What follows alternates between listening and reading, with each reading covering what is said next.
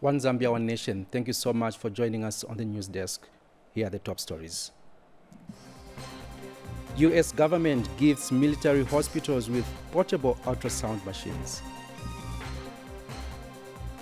Chinga local authorities sign MOU with RIA. Also coming up in the news, scaling up nutrition makes positive impact on communities. Plus, police officers retrained on the Copperbelt. With the details, my name is Amos Zulu. The United States government has handed over 58 portable modern ultrasound machines to military hospitals across the country. And Ministry of Defense Permanent Secretary Norman Chipakupaku, who received the donation, says the promotion of maternal health is very imperative in Zambia. Mona Mbonge reports. Portable ultrasound machines are mobile ultrasound systems designed to be used in small spaces, at a patient's bedside or in the field. The machines help provide accurate and speedy diagnosis wherever the patient is located. And the United States government has donated these portable modern ultrasound machines and mama packs to the Ministry of Defense. The permanent secretary was at Mikango Barracks to receive this equipment.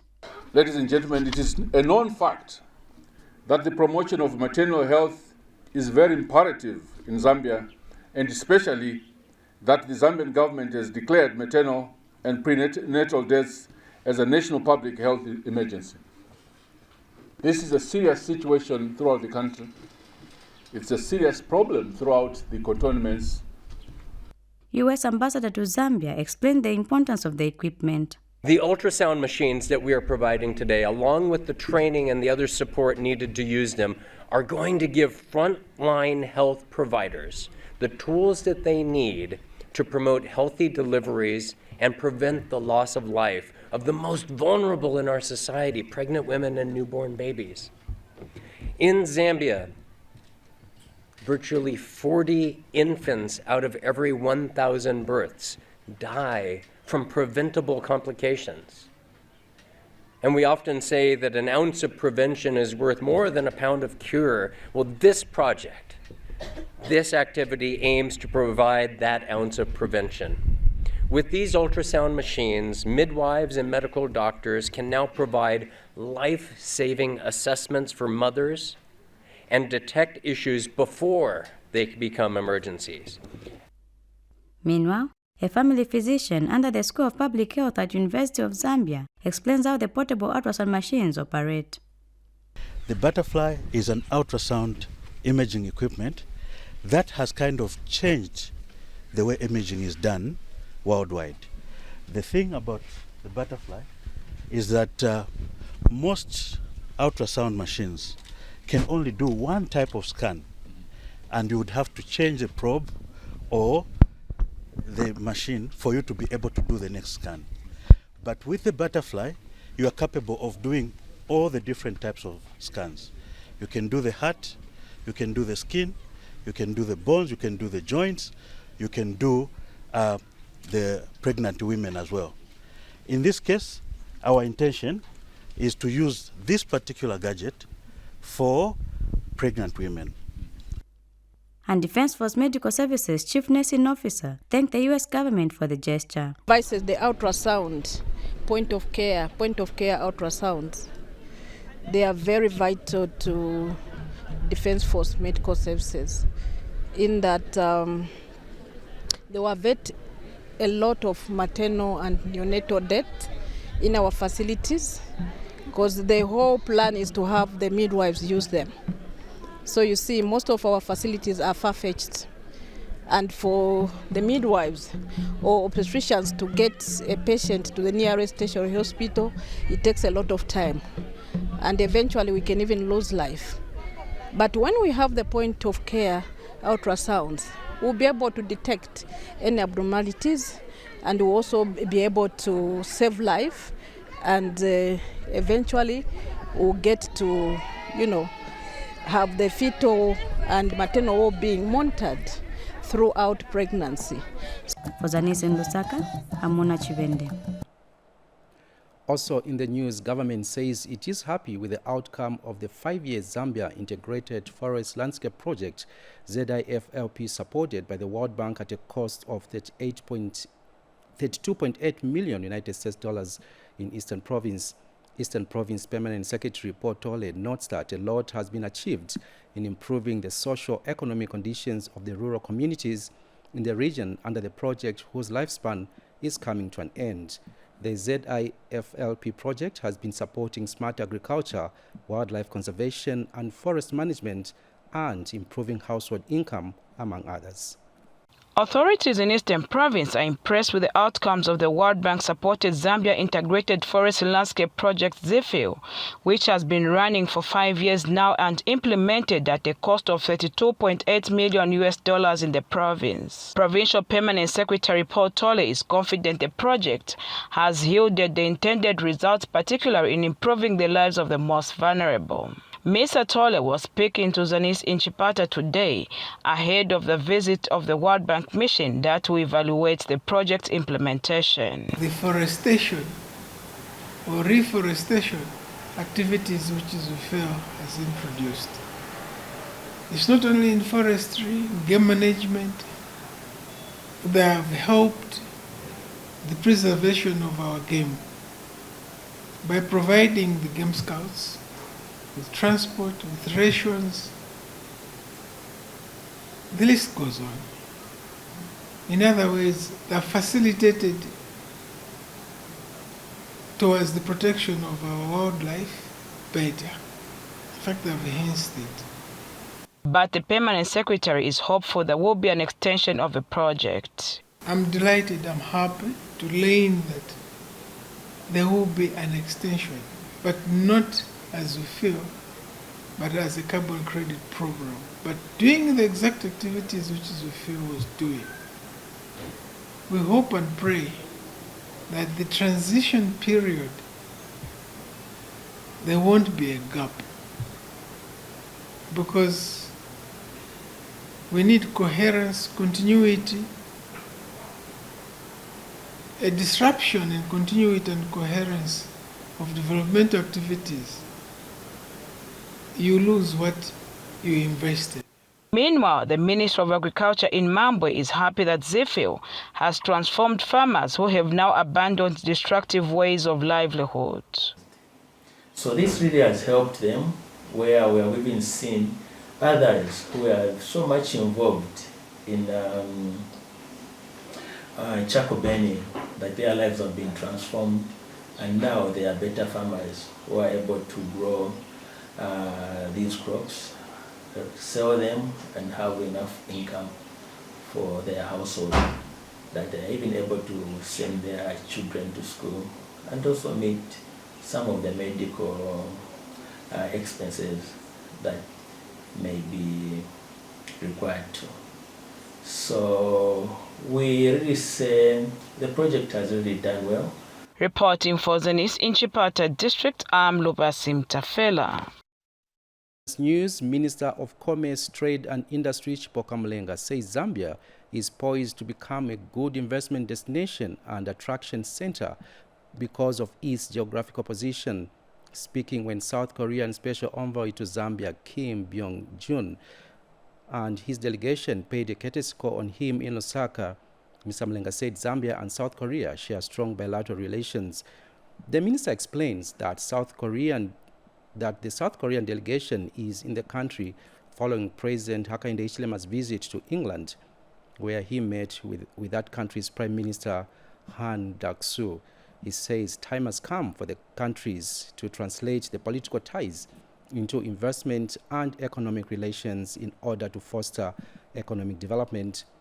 The minister adds that Zambia has a youthful population that needs jobs and that South Korea is a suitable partner in that area. He has called on South Korea to partner with Zambia in its crusade to make electric batteries by adding value to minerals endowed in the country. He further asked the South Korean envoy to help Zambia as it prepares to host the Africa Technology Summit sometime this year. And South Korean Special Envoy to Zambia Kim Byung-jun says his country is keen to invest in Zambia due to its favorable climatic conditions. The special envoy from South Korea has not only come along, but he has come with multinational corporations, big companies from South Korea, among them SK, Samsung, and others, who have expressed interest to come and join this tour, which we are very optimistic as the Zambian government will not just be a familiarization tour, but it will be a tour that will translate into transactions and investment. So, Excellency, we are glad that you are here. And from the onset, I must mention that my country has poised itself to become not only a good investment destination, but also an attraction center, given its strategic geographic position. So we want to take advantage of this in many sectors. As you may be aware, since the 1990s, Zambia and South Korea have enjoyed strong bilateral relations, strong political ties, but now we want to translate that and add also investment ties, economic ties. My country has got a very youthful population, which we strongly believe that to support economically, we need to attract investment. An investment that is mutually beneficial from stakeholders like yourself, who believe in democratic tenets, yet they still believe in improving lives of their people. More than I have expected. I was really, I have been impressed by the climate. Meaning that you have a very good condition for investment, for inducing the company, foreign companies here. And I also found that you have a very young labor forces and very good, great potential for logistic locations. And I was just hoping about the potential for tourism. And all these, I hope that members of my federation knows about all these potentials, and then we have some opportunities to invest and have a good friendship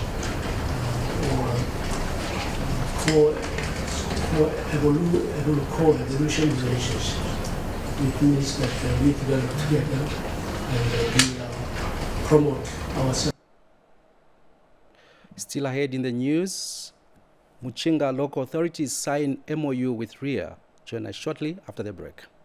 For news and current affairs, entertainment, sports, children's programs, and a host of other events in and beyond our borders, Zanis TV has you covered. On Channel 6 and Channel 458 on Topstar.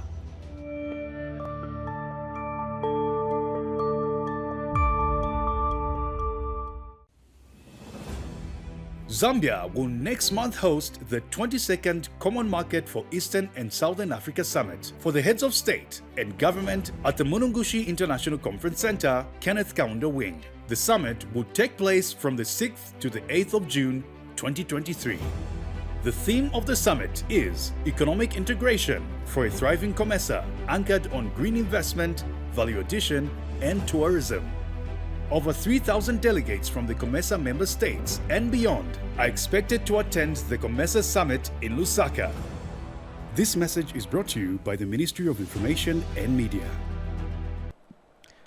Now, local authorities in Chinsali, Lavushimanda, and Mafinga in Chinga Province have signed a Memorandum of Understanding MOU with the Rural Electrification Authority REA to have their district connected to the national grid.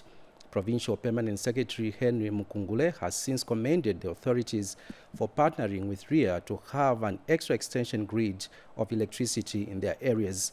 Mr. Mukungule notes that electricity is a driver of any country's economy, hence the partnership is a great milestone in the electricity generation in the region. He states that electricity is not just for basic amenities, but also for production and development of different communities. And REA Chief Executive Officer Linus Chanda has commended the three local authorities for responding positively to the proposal to work with REA in ensuring increased access to electricity in the named constituencies. Mr. Chanda notes that the MOU signed will support partnerships in the 3 districts which jointly finance projects leveraging two funding systems. Meanwhile, Mafinga Member of Parliament Robert Chabinga thanked RIA for partnering with different members of Parliament in connecting the rural parts of the country to the national grid. Mr. Chabinga has expressed optimism that other regions across the country can also come on board and partner with RIA. Electrification is not just about providing a basic amenity. It is about ensuring productive uses.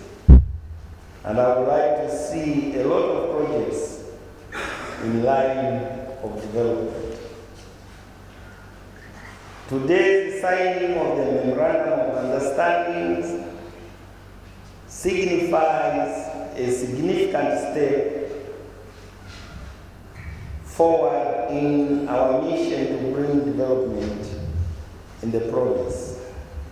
The MOUs that we are signing today are different, or are going to provide different resources from the 1 million that central government has asked each constituency to cede to Rural Electrification Authority. The 1 million is an instruction from, according to the way I understand it, an instruction from central government, again being an intention to accelerate rural electrification. But the MOU is actually addressing your constituency or your provincial or your local authority needs.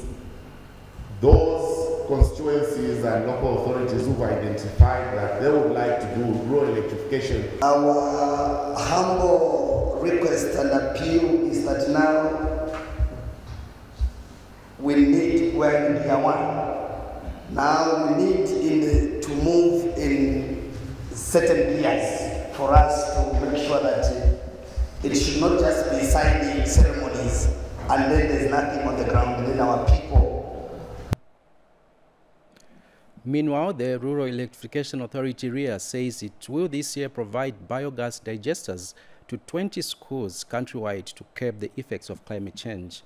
RIA Chief Executive Officer Linus Chanda said 20 schools from all the 10 provinces which are far from the ZESCO power lines will use the biogas digesters to reduce the effects of deforestation, which he said is still a challenge. Mr. Chanda has noted that authorities have been providing solar systems to boarding schools, but that management has discovered that despite the efforts, levels of deforestation are still alarming because schools are still cutting down trees and using charcoal for cooking. Jane Simalumba has the rest of the story. The Rural Electrification Authority, RIA, will this year implement a biogas project in all the 10 provinces across the country. This is a project that will see 20 schools being provided with biogas digesters to supplement their cooking programs. Through this initiative, RIA seeks to discourage the usage and production of charcoal in rural-based schools, which has been identified as a major culprit where deforestation is concerned. While in Northern Province, RIA Chief Executive Officer Linus Chanda announced the provision of 20 biogas digesters to 20 schools in all the 10 provinces. So what it is that we've done a number of schools where we've provided solar before. But when we've gone back to those schools, what we realize is that we have not solved the problem of deforestation because the schools continue to cook using firewood and charcoal. So we went back to our drawing board and decided that we were going to venture into biogas so that we can encourage cooking through biogas. So in 2023, we've planned to implement 20 projects, meaning 20 schools, which are very far away from the ZESCO power lines, are going to receive biogas digesters. That is 2 per province. And the idea is that once we do solar and we do biogas at the same time, then we can realize the symbiosis that we need from renewable energy and therefore deal with the issue of cutting of trees. Mr. Chanda explained on what stage the project is. The stage at which we are right now, We since advertised to invite the contractors who are experts in this particular area. I think the tender must have closed last week, and we'll soon be going into evaluation, and we'll choose the different contractors that we're going to allocate those projects to. Northern Province Permanent Secretary Bernard Mpundu is happy with this new development that RIA has initiated for the schools. We have all the prerequisites. Everything is available. I remember one person told me to say, when you have got too many things, you stop thinking. I think it is just a matter of putting it together, see what you guys call opportunity cost, and say, okay, we want to do that one first. And once we deliver on that, these other things will continue unlocking themselves. Jane Simalumba, Zanis, in Kasama. We continue with the news. Visiting Namibian Deputy Minister of Fisheries and Marine Resources, Sylvia Magon, and some officers from her ministry are in Zambia to learn best practices of increasing fish production. The Namibian delegation has visited Munyati Fish Project in Choma district that produces about 200 kilograms of fresh fish after 2 months using 9 fish ponds. The delegation is scheduled to visit Siavonga and Kazungula aquaculture farmers in Southern Province. Kostak Mudenda now reports. Zambia is one of the highest fish producers in the Southern Africa region. The country's annual production has increased from 63,418 metric tons in 2021 to 75,647 metric tons in 2022. This has attracted our neighboring country Namibia, whose Deputy Minister of Fisheries and Marine Resources is in the country to learn on how best the two countries can share best practices on increasing aquaculture fish production in Namibia. The government Republic of Zambia has been investing progressively in the Ministry of Fisheries and Livestock, and presently Zambia is producing up to 75,000 metric tons of fish. As within the Ministry of Fisheries, we have seen that fisheries can uplift our people. We have started with aquaculture as from long time, but we don't see that it is coming up. We are not realizing what we thought. So we thought, let's go out there and see what the other people are doing so that we can replicate what is good. The Namibian delegation were taken to one of the fish farmers in Choma. Currently, I think we've been harvesting, from the time we had the 9 ponds, we've been harvesting after 2 months. And would harvest a minimum of 200 kgs. But I think the gist here is the issue of going green. We are on solar. Imagine pumping all this water using grid power to be very expensive. The Department of Fisheries shares some government interventions to increase the fish production. The government is put in place aquaculture seed fund so that farmers who would like to go into fish farming can be able to get financial support. At the same time, the government has strengthened the process of training small fish farmers. For the Namibian Deputy Minister, this feast here at Munyati Fish Project is worth undertaking. I'm very impressed with what I have seen here, and I think that is a lesson for us. Costa Kimudenda, Zanis, in Choma District, Southern Province. Authorities in Sama district are elated with the local fishermen's adherence to the fish ban currently in force. Sama District Commissioner Stewart Katele says it is gratifying to note that fishermen have respected the ban and are complying with the measures that the government has put in place. Mr. Katele notes that the fish ban is not aimed at punishing fishermen, but is rather meant to allow the fish to breed. He has disclosed that some people engaged in fishing activities have been using bad fishing methods which have negatively affected fish stocks on Lake Tanganyika. And Sama District Fisheries and Livestock Coordinator Jaffa Ngolobola said since the fish ban was effected on May 15, 2023, there has been a total compliance from fishermen in the district. Mr. Ngolobola expressed confidence that the trend will continue until the ban is lifted on August 15, 2023.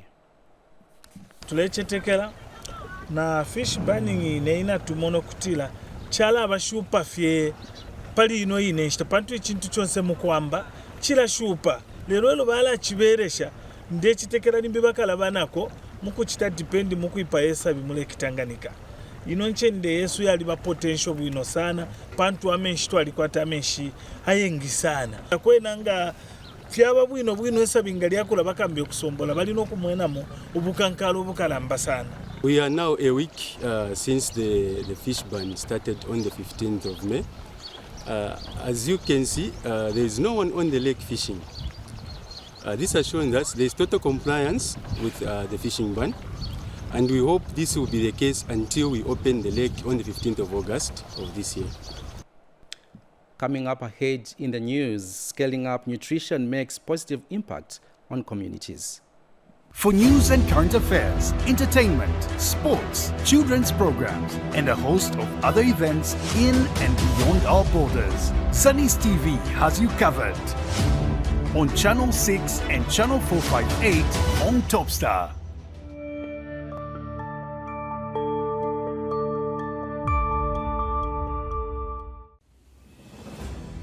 Zambia will next month host the 22nd Common Market for Eastern and Southern Africa Summit for the heads of state and government at the Munungushi International Conference Center, Kenneth Kaunda Wing. The summit will take place from the 6th to the 8th of June 2023. The theme of the summit is Economic Integration for a Thriving COMESA, anchored on green investment, value addition, and tourism. Over 3,000 delegates from the COMESA member states and beyond are expected to attend the COMESA Summit in Lusaka. This message is brought to you by the Ministry of Information and Media. Welcome back. Implementing partners of the Scaling Up Nutrition SAN2 project have intensified efforts to reduce malnutrition among vulnerable households in Mpika district of Chinga Province. The support from government, UNICEF, Care International Zambia, and other partners is enabling government departments to carry out nutrition interventions that are yielding good nutrition results at household level. Peggy Gutinu gives us the details. Dealing with stunting requires a multi-sectorial approach. Hence, various stakeholders have made themselves available and have contributed positively to addressing the problem of stunting. With support from UNICEF, Care International, and other partners, various interventions have been employed, such as the Keyhole Garden, good sanitation habits, among others. In order to realize this objective, sectors have combined efforts in ensuring that this objective is achieved. We have the Ministry of Agriculture, which has been engaging in training community members in agriculture activities such as cooking demonstrations. So the Ministry of Health has been teaching our communities in these different types of foods that contain different nutrients. Community members have been trained in various activities aimed at improving nutrition. Kwanika efipe pakateba pano maya kutashani pano maya kuswa pakutila ama James alya yabaipa kukasuba kalakala abalikira ko twingesa kwato kubikako ifyakulya fyonse ife tupekeye abana abengi kunu mokubale baba tusomulando wake bati tatwale isho foto ingalisha abana ifyakutura omwana akule muri bwangu kwale bafene ifyakula nawo kwata nombe mbomfesha yafyakulya tawishibe so after batsambirisha abantu ninjishwa nishiteo ningapero muntu ifyakulya umwana ifyakulya mubushukubumo. Peggy Gutinu for Zanis and Mpika, Chinga Province. Parents in Rufunsa district of Lusaka province have hailed the government for the implementation of free education. Jonathan Mukuka reports that one of the parents, Janita Mwinga, says the free education policy has made it possible even for the vulnerable children who had abandoned school because they could not manage to pay high school fees to go back to school. Lusaka Province Minister Shiumuliata has visited Tengama Primary School in the outskirts of Rufunsa district. The provincial minister is in Tengama to check on the projects under the Constituency Development Fund CDF. Tengama Primary School head teacher Douglas Piri says enrollment in the school has increased following the implementation of free education and the school feeding program. The population of the children, previously we had 439, but this time we are saying we have 505 children. Parents in Tengama are also happy with the implementation of free education. We thank government for the privilege of free education. Some children were not able to go to school because we could not afford to pay for their school fees. But now, all the children in the community are back in school. Ms. Muliata says government is committed to improve the education sector. The policy we want to achieve as government is educating everybody. The president is talking about not to leave anyone behind. Every child must be educated. Education is an equalizer to all. President Hakainde Hichilema said during a press conference last Thursday that the free education policy has made positive impact in communities. That's why we came up with a decision to provide free education, so that every child goes to school. We need the skills, very important, but we also support the families who cannot afford. Does this measure make sense? Yes. How do we know? Classrooms are full now. Jonathan reporting for Zanis News in Rufunsa, Lusaka Province. In other news, Zambia joins the rest of the continent in celebrating the African Freedom Day on May 25 and also commemorating 60 years since the inception of the Organization of African Unity, OAU, now the African Union. Mwangala Kapandula now reports. Zambia was this Thursday on May 25 joined the rest of the continent in commemorating the Africa Day, which is also the day when the 55 member states of the African Union celebrates 60 years since the inception of the Organization of African Unity, OAU. Member states are being called on to observe the African Union AU anthem and also fly the OAU-AU flag alongside the national flags as part of the celebrations. African Union Commission, through the Directorate of Information and Communication, is appealing to the media to raise awareness on the commemorations. As the continental body will be holding year-long celebrations, the month of May is significant as awareness have intensified. Zambia has played a significant role and also recently hosted the AU Mid-Year Coordination Summit of Heads of State and Government, which was held in Lusaka at the Mulungushi International Conference Center, KK Wing. In 2022, President Hichilema also gave his inaugural address to the Assembly. Unique opportunity to be the generation of Africans and leaders that will actualize economic success with integration and change the African narrative once and for all.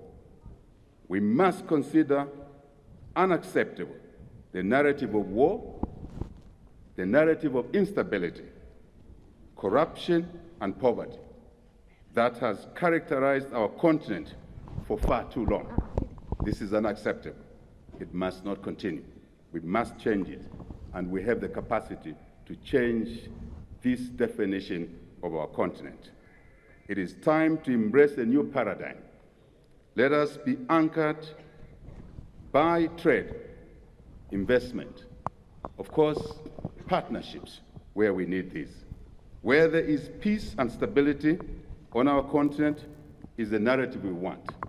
Where there is rule of law and respected by all of us in leadership as a starting point. We cannot expect our citizens to respect the rule of law when we, the leaders, have no iota of any respect for the rule of law. And that leads us into negative vices that have plagued our country. For Zanis News, Mwangala Kapandula reporting in Lusaka. We take our final break. When we return, Copperbelt Police Department retrain police officers. Stay tuned. For news and current affairs, entertainment, sports, children's programs, and a host of other events in and beyond our borders, Zanis TV has you covered. On Channel 6 and Channel 458 on Topstar.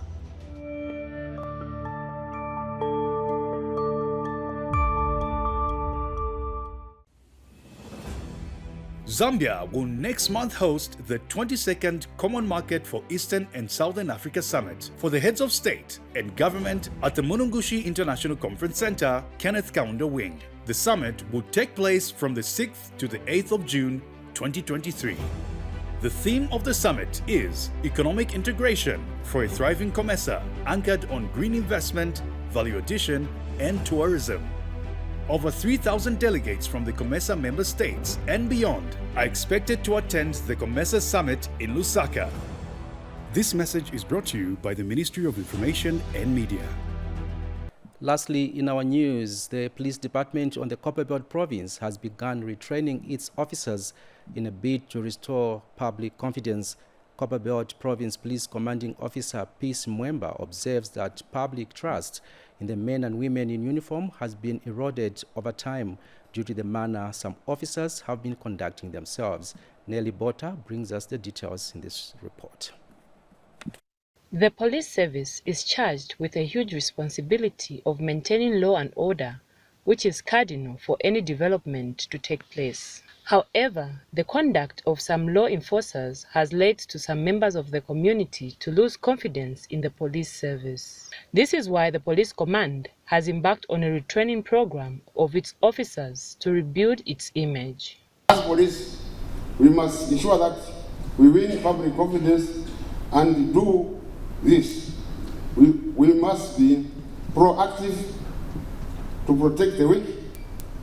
It is this aspect of our work that we will endear the Zambia Police Service to public.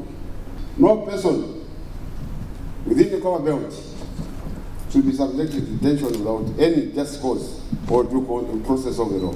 If I find someone detained on petty issues, then any officer who detained that person is going to be in problems. The Copperbelt Police Commanding Officer has urged the officers to uphold core values. Police officers need to prioritize integrity and accountability. I wish to implore you officers to cultivate a culture of professionalism and ethical conduct. Respect for human rights must be the cornerstone of every effective law enforcement agency. The Zambia Police Service, as a law enforcement agency, mandated to uphold law and order. This mandate calls for a reasonable use of control to ensure the peaceful enjoyment of fundamental human rights. The move has delighted the district leadership. Training such as this one will rejuvenate and effectively fulfill the gap that has already been mentioned. I wish to reiterate, this program will bear good fruits and will win public confidence. Nelly Bota reporting for Zanis in Ndola. We end the news with a recap of the top stories. U.S. government gives military hospitals with portable ultrasound machines. Chinga local authorities sign MOU with RIA. Scaling up nutrition makes positive impact on communities. And lastly, police officers retrained on the Copperbelt. You can get the latest news on our Facebook page, Zambia News and Information Services. On behalf of the entire news and production team, my name is Amos Zulu. Bye for now.